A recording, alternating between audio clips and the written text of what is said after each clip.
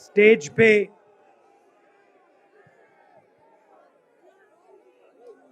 वरिष्ठ नेता,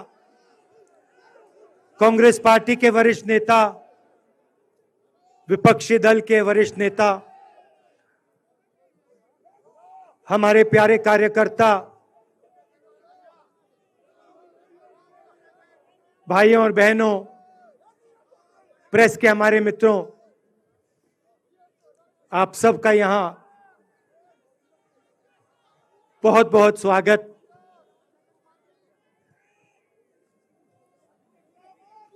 आप आज यहां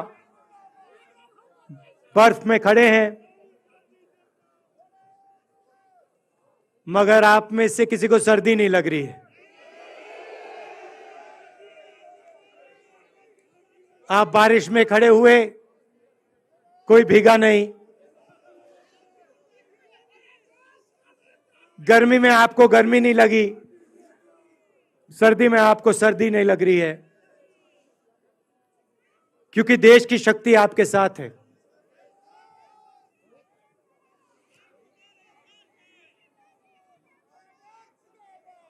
प्रियंका की बात मैं सुन रहा था। प्रियंका ने कहा मेरे मैसेज के बारे में, प्रियंका ने कहा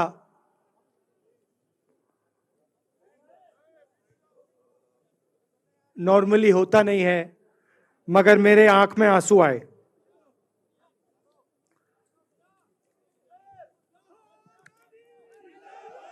क्योंकि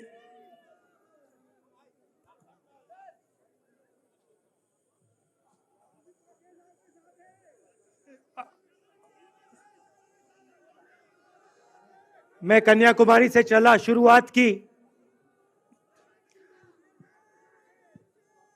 और पूरे देश में हम पैदल चले। मैं सच बताऊं,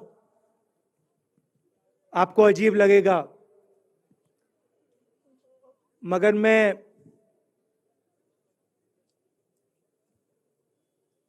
बहुत सालों के लिए हर रोज 8-10 किलोमीटर दौड़ता हूं। तो मैंने सोचा था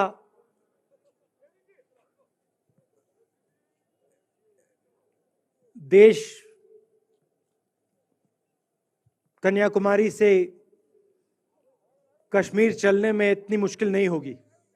मेरे दिल में था कि आसान होगा। फिजिकली मेरे लिए ये मुश्किल काम, मैंने सोचा था मुश्किल काम नहीं होगा। शायद मैं काफी वर्जिश करता हूं, थोड़ा सा अहंकार आ गया, जैसे आ जाता है।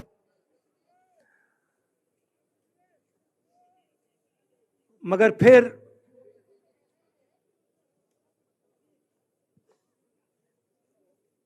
बात बदल गई। जब मैं छोटा था,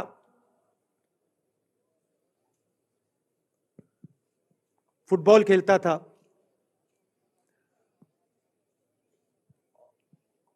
और कॉलेज में जब मैं फुटबॉल खेल रहा था, एक बार मुझे बहुत जोरों से घुटने में इंजरी हुई थी।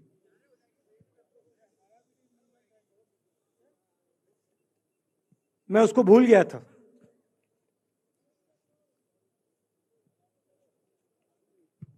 घुटने में दर्द नहीं होता था, भूल गया था उसको।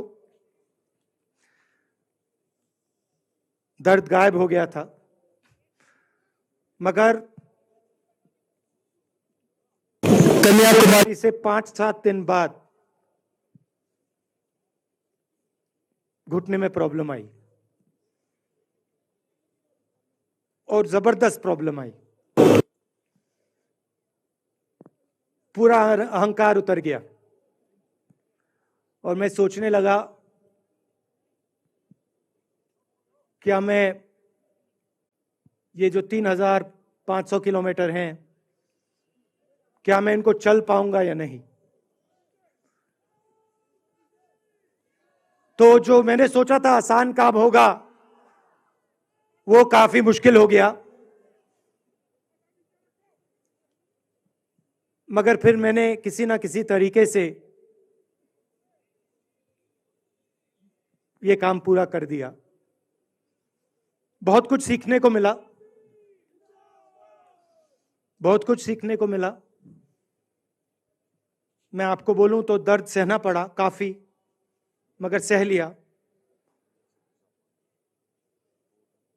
और रास्ते में एक दिन मुझे दर्द हो रहा था,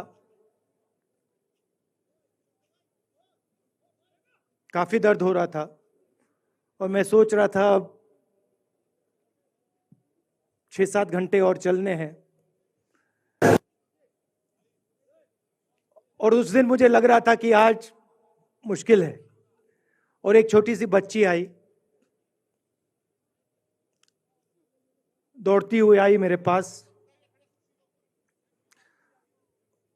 और मुझे कहती है कि मैंने तुम्हारे लिए कुछ लिखा है, मगर तुम अभी मत पढ़ो, इसको बाद में पढ़ना।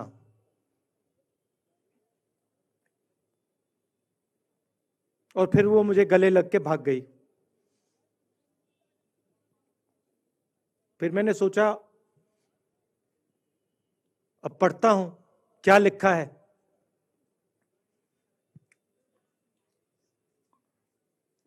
तो उसने लिखा था कि मुझे दिख रहा है कि आपके घुटने में दर्द है, क्योंकि आप जब उस पैर पे वजन डालते हो तो आपके चेहरे पे दिखता है कि दर्द है। मगर मैं आपको बताना चाहती हूं कि मैं आपके साथ कन्याकुमारी नहीं चल सकती हूं, क्योंकि मेरे माता पिता नहीं चलने दे रहे हैं। मगर मैं दिल में आपके साथ, आपके साइड में चल रही हूं, क्योंकि मैं जानती हूं कि आप अपने लिए नहीं चल रहे हो, आप मेरे लिए चल रहे हो, और आप मेरे भविष्य के लिए चल रहे हो।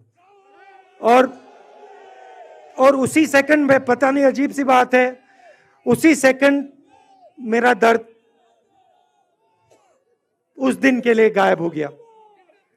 दूसरी बात, मैं चल रहा था और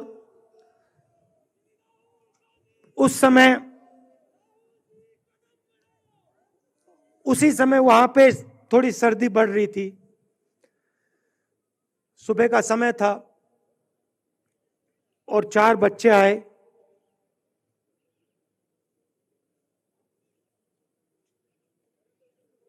पता नहीं कहना चाहिए या नहीं।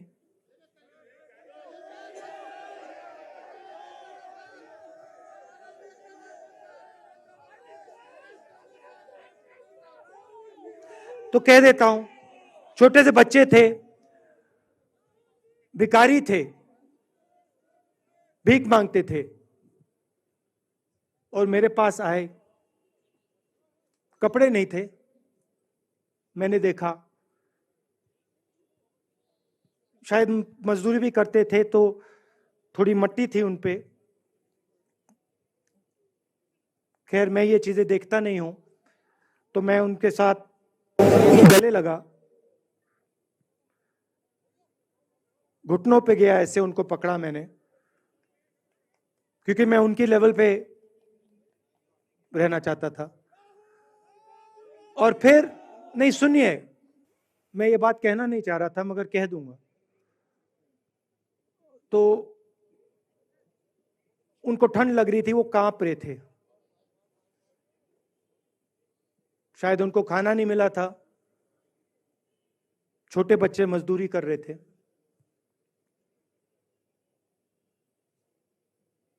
तो मैंने सोचा कि अब अगर ये स्वेटर नहीं पहनते हैं, अगर ये जैकेट नहीं पहन रहे हैं, तो मुझे भी नहीं पहनना चाहिए। मगर मैं झिझका क्यों आपको बताना चाहता हूं, मैं झिझका क्यों आपको बताना चाहता हूं। जब मैंने ये खत्म किया, मैं चल रहा था, तो हमारे साथ एक व्यक्ति थे। उन्होंने मेरे कान में बोला, राहुल जी, ये बच्चे गंदे हैं, इनके पास आपको ऐसे जाना नहीं चाहिए। तो मैंने उनसे कहा, वो आपसे और मुझसे दोनों से साफ हैं।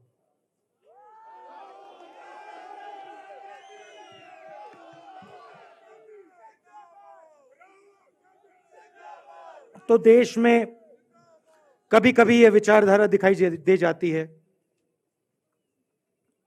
दूसरी बात आपको बता देता हूं, शायद लोगों को अच्छी ना लगे। जब मैं चल रहा था, आपने देखा होगा कि बहुत सारी महिलाएं रो रही थी। आपने देखा? आपको मालूम है क्यों रो रही थी? नहीं, उसमें से बहुत सारी महिलाएं इमोशनल थी, मुझसे मिलकर रो रही थी। मगर उसमें बहुत सारी ऐसी भी महिलाएं थी जिन्होंने मुझे बोला कि उनके साथ बलात्कार हुआ है, उनको किसी ने मोलेस्ट किया है, उनके किसी रिश्तेदार ने उनको मोलेस्ट किया है। और जब मैं उनसे बोलता था, बहन मैं पुलिस को बताऊं, तो मुझे कहती थी, राहुल जी पुलिस को मत बताइए, हम चाहते हैं कि आपको ये बात मालूम हो, मगर पुलिस को मत बताइए, हमारा और भी नुकसान हो जाएगा। तो ये हमारी देश की सच्चाई है। ऐसी बहुत सारी और मैं कहानियां आपको बता सकता हूं।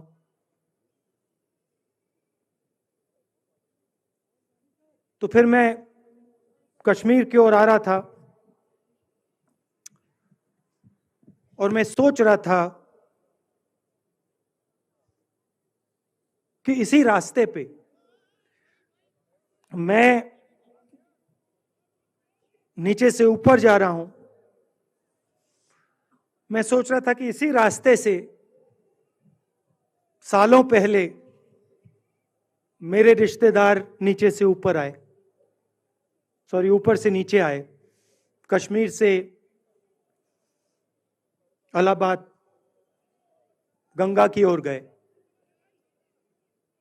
और मुझे ऐसा लग रहा था कि मैं वापस अपने घर जा रहा हूं।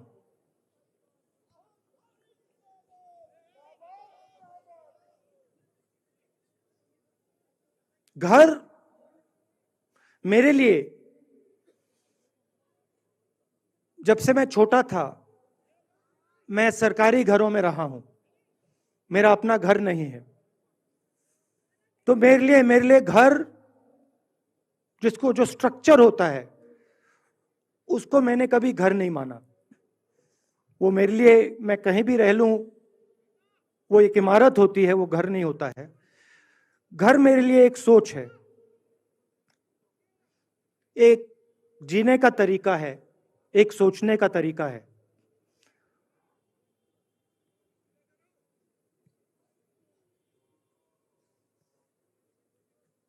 और यहां पे जिस चीज को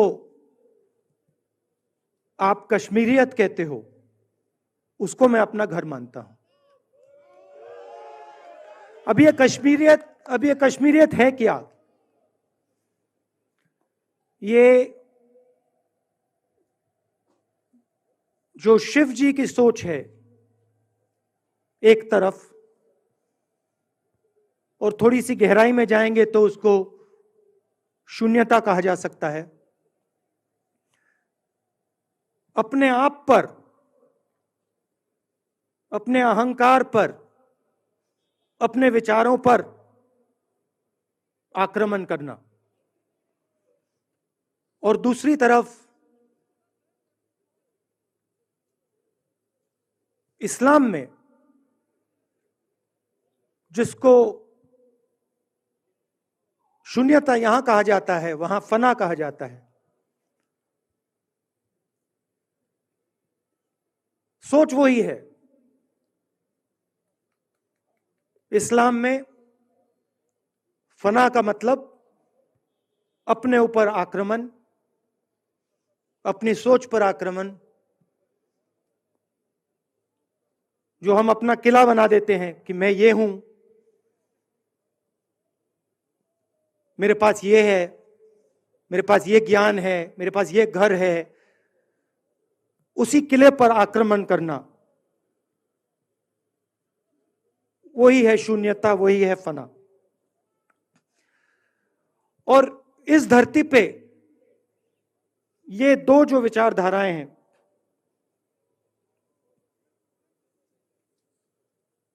इनका एक बहुत गहरा रिश्ता है और ये सालों से रिश्ता है, जिसको हम कश्मीरियत कहते हैं। यही सोच बाकी स्टेट्स में भी है। गांधी जी वैष्णव जनतों की बात करते थे, जिसको हम यहां शून्यता, फना कहते हैं, उसको गुजरात में वैष्णव जनतो कहा जाता है। असम में शंकर देव जी ने भी यही बात कही। कर्नाटक से हमारे यहां जो लोग आए हैं, वहां बसवा जी ने यह बात कही। केरल में नारायण गुरु ने ये बात की। महाराष्ट्र ने ज्योतिबा फुले जी ने ये बात की। और यहां इसको हम कश्मीरियत कहते हैं। लोगों को जोड़ना और दूसरों पर आक्रमण नहीं करना, अपने आप पर आक्रमण करना, अपनी कमी देखना।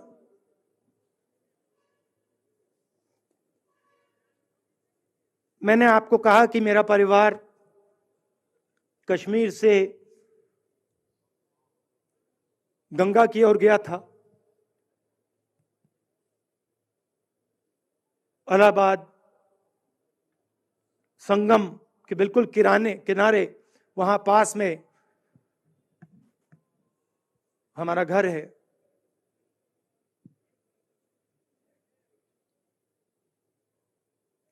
तो जब यहां से वो वहां गए, उन्होंने कश्मीरियत की जो सोच थी उसको गंगा में डाला था। गंगा में ले गए उस सोच को और उत्तर प्रदेश में उस सोच को फैलाया था, जिसको उत्तर प्रदेश में गंगा जमुना तहजीब कहा जाता है।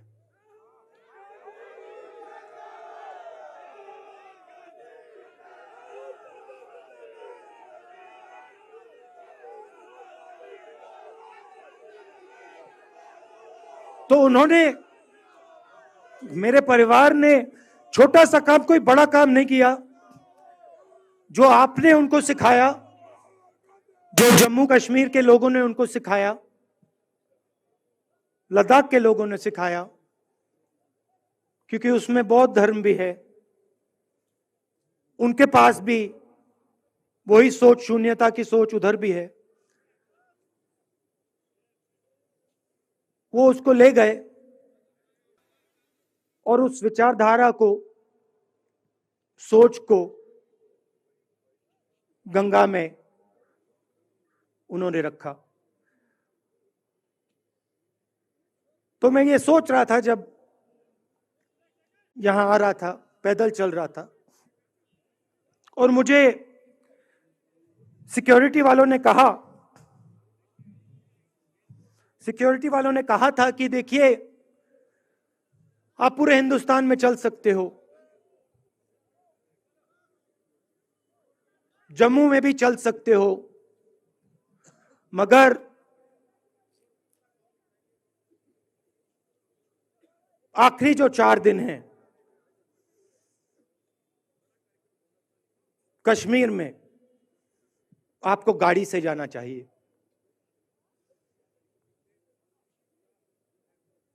वेणुगोपाल जी ने मुझे कहा पहले, और जो ऑर्गेनाइज कर रहे थे उन्होंने कहा। 3-4 दिन पहले एडमिनिस्ट्रेशन ने कहा कि देखिए, शायद डराने के लिए, कि देखिए अगर आप पैदल चलेंगे तो आपके ऊपर ग्रेनेड फेंका जाएगा। तो मैंने सोचा, नहीं सुनिए, मैंने सोचा कि ऐसे करते हैं, मैं अपने घर वापस जा रहा हूं,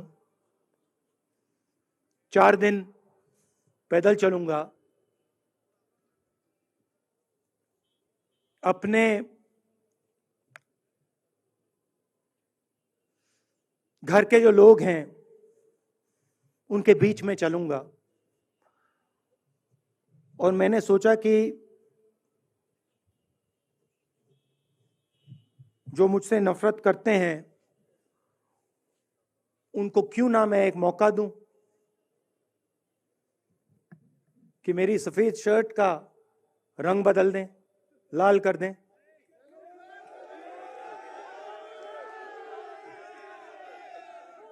क्योंकि मेरे परिवार ने मुझे सिखाया है, गांधी जी ने मुझे सिखाया है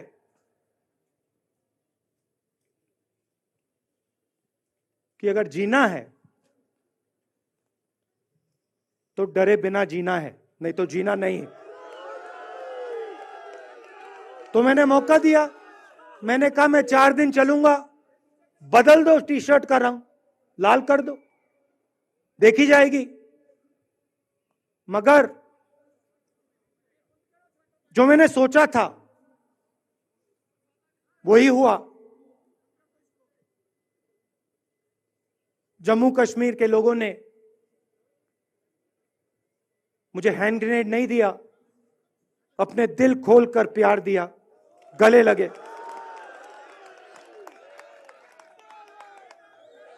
और मुझे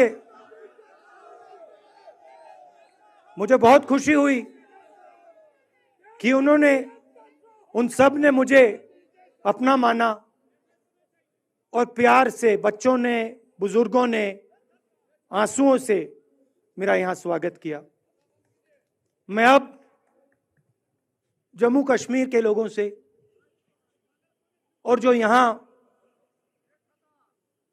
हमारे सेना के लोग काम करते हैं, सीआरपीएफ के लोग काम करते हैं, उनको मैं कुछ कहना चाहता हूं। सबको, जम्मू कश्मीर के युवाओं को, बच्चों को, माताओं को, सबको, सीआरपीएफ के, बीएसएफ के, आर्मी के जवानों को, उनके परिवारों को, उनके बच्चों को मैं कहना चाहता हूं, देखिए, मैं हिंसा को समझता हूं, मैंने हिंसा सही है, देखी है। जो हिंसा नहीं सहता है, जिसने हिंसा नहीं देखी है, उसे यह बात समझ नहीं आएगी। जैसे मोदी जी हैं, अमित शाह जी हैं, आरएसएस के लोग हैं, उन्होंने हिंसा नहीं देखी है।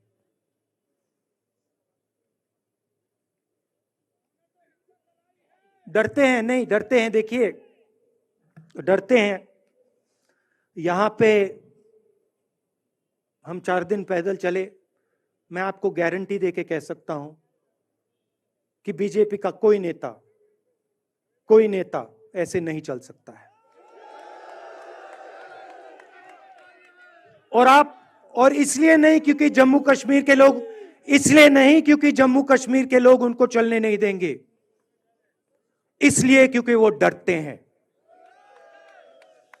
खैर, मैं अपने जम्मू कश्मीर के लोगों को, युवाओं को, बुजुर्गों को और आर्मी के लोगों को, सीआरपीएफ, बीएसएफ लोगों को थोड़ा सा बताना चाहता हूं। देखिए, मैं जब 14 साल का था, स्कूल में था, सुबह ज्योग्राफी की क्लास में था, मैं पढ़ रहा था, सामने बैठा था और मेरी एक टीचर आई, अंदर आई और उसने कहा, राहुल तुम्हें प्रिंसिपल बुला रहा है। मैं बदमाश था, बहुत बदमाश था जब छोटा था। बहन से पूछ सकते हो क्या क्या करता था मैं, अभी भी करता हूं।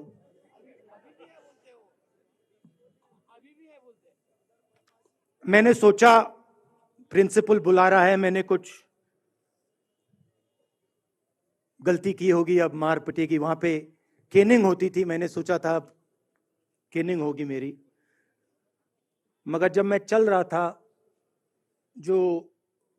जिस टीचर ने मुझे बुलाया, उसको देखकर मुझे कुछ अजीब सा लगा।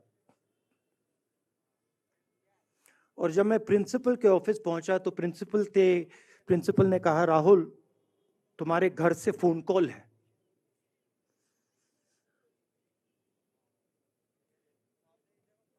और जब मैंने उसके शब्द सुने, मुझे पता लग गया कुछ गलत हो गया है। मेरे पैर कांपे और मैंने जैसे फोन अपने कान पे लगाया तो मेरे माँ के साथ एक औरत काम करती है, वो चिल्ला रही थी, राहुल दादी को गोली मार दी, दादी को गोली मार दी, दादी को गोली मार दी। 14 साल का था।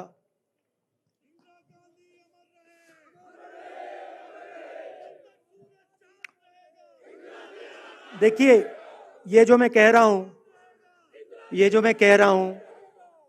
जो मैं अभी कह रहा हूं, ये बात प्रधानमंत्री को नहीं समझ आएगी, ये बात अमित शाह जी को नहीं समझ आएगी, ये बात डोवल जी को भी नहीं समझ आएगी, मगर ये बात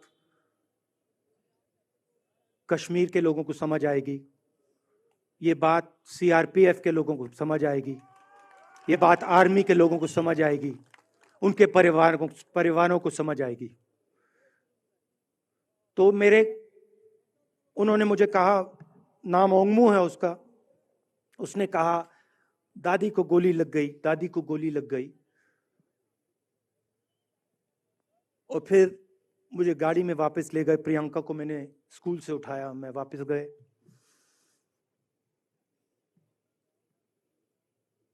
और फिर मैंने वो जगह देखी जहां मेरी दादी का खून था।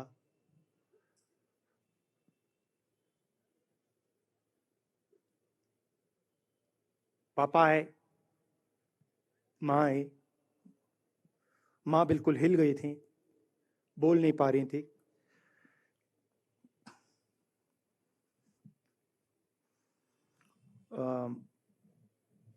हाँ,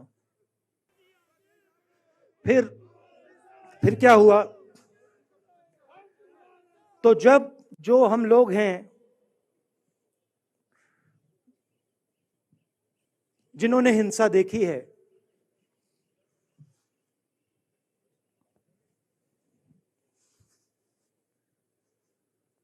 ये जो है ना, इसको हम बिल्कुल दूसरी तरीके से देखते हैं। ये आप सबके लिए टेलीफोन है, ये हमारे लिए सिर्फ टेलीफोन नहीं है।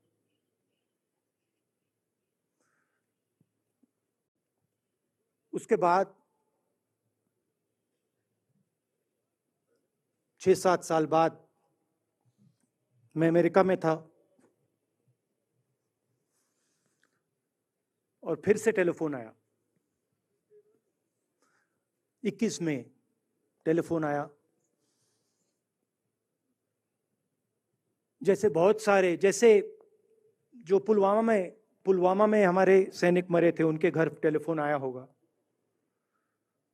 हजारों कश्मीरी लोगों के घर टेलीफोन आया होगा। सेना के परिवारों को टेलीफोन आया होगा। वैसा ही टेलीफोन आया। पिता के एक दोस्त थे, उन्होंने मुझे फोन किया और कहा, राहुल बुरी खबर है। मैंने उनसे कहा, मैं जानता हूं, पापा मर गए। कहते हैं हाँ। मैंने कहा धन्यवाद, फोन रख दिया। तो मेरा कहना है जो हिंसा करवाता है, जैसे मोदी जी हैं, अमित शाह जी हैं, अजीत डोवल जी हैं, आरएसएस के लोग हैं, वो इस बात को समझ नहीं सकते हैं, वो दर्द को समझ नहीं सकते हैं।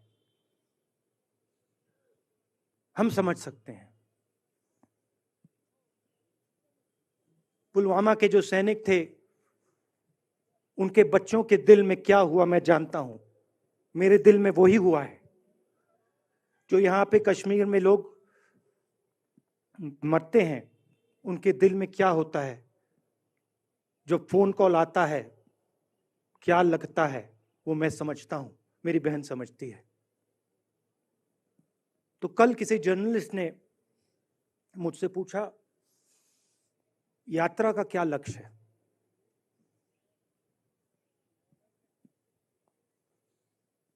कहा कि यात्रा क्या अचीव करना चाहती है, जम्मू कश्मीर में क्या अचीव करना चाहती है।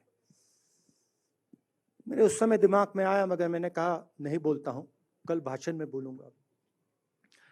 यात्रा का लक्ष्य है कि ये जो फोन कॉल हैं, चाहे ये आर्मी के हों, चाहे सीआरपीएफ के हों, चाहे ये कश्मीर के लोगों के हो, ये फोन कॉल बंद हो जाए।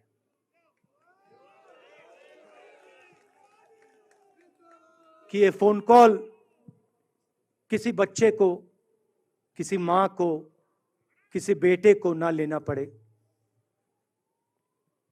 मेरा लक्ष्य ये जो फोन कॉल हैं इनको बंद करने का है।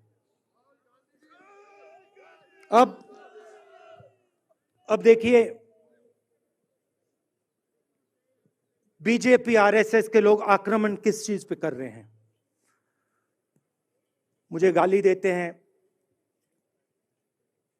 मैं उनका धन्यवाद करता हूं, क्योंकि